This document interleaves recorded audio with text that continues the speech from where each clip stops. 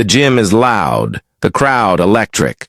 A teenage wrestler stands ready, sweat on his forehead, heart pounding, but then the referee steps in, and the noise dies. His words slice through the silence. "Cut your hair, or you can't wrestle." The audience gasps. His teammates shout. His mother screams from the stands. And in seconds, a high school wrestling match turns into a national disgrace. Phones are out, cameras rolling, America is watching, scissors appear. The boy's chest rises and falls, his eyes burning with shame as clumps of his dreadlocks, his pride, his identity, fall to the floor. The whistle hasn't even blown yet, but America has already lost. Before we continue, what city are you watching from right now? Drop it in the comments because this story shook the entire country. This is the story of Andrew Johnson, the high school wrestler who was forced to choose between humiliation and his dream. It was December 2018, in a New Jersey high school gym, filled with the smell of popcorn and the sound of sneakers squeaking on the floor. 16-year-old Andrew Johnson had been waiting for this night. Wrestling was his passion, his way forward, his shot at proving himself. He wasn't the loudest on the team, but on the mat, he was unstoppable. His family, friends, and teammates had come to cheer him on. Everything felt normal until that moment. When the referee walked in, the cheers faded. He didn't look at Andrew's strength, his record, or his discipline.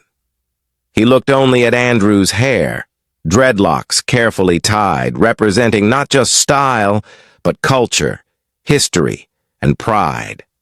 The referee gave him a choice: cut his hair immediately or forfeit the match. The words echoed through the gym like a verdict. His coach pleaded, his teammates argued, and his mother shouted from the bleachers, "Let him wrestle!"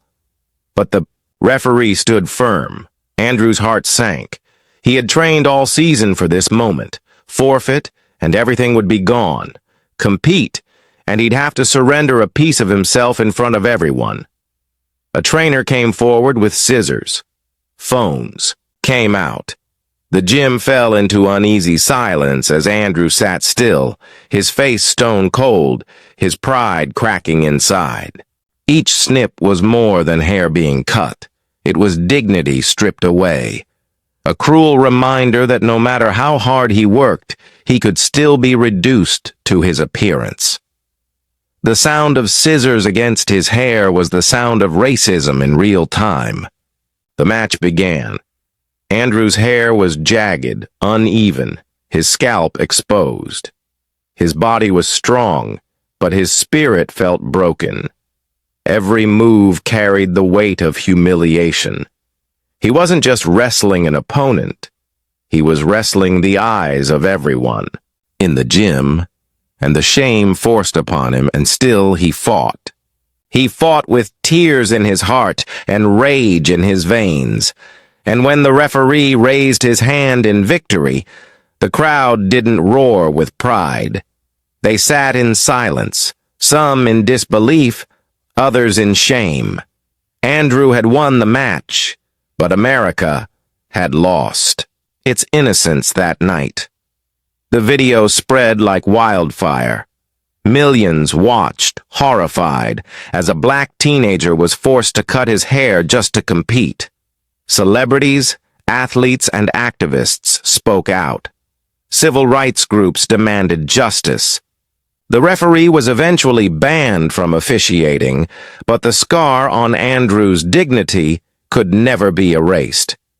His story became bigger than wrestling. It was a reminder that racism isn't always a slur, a fight, or a crime.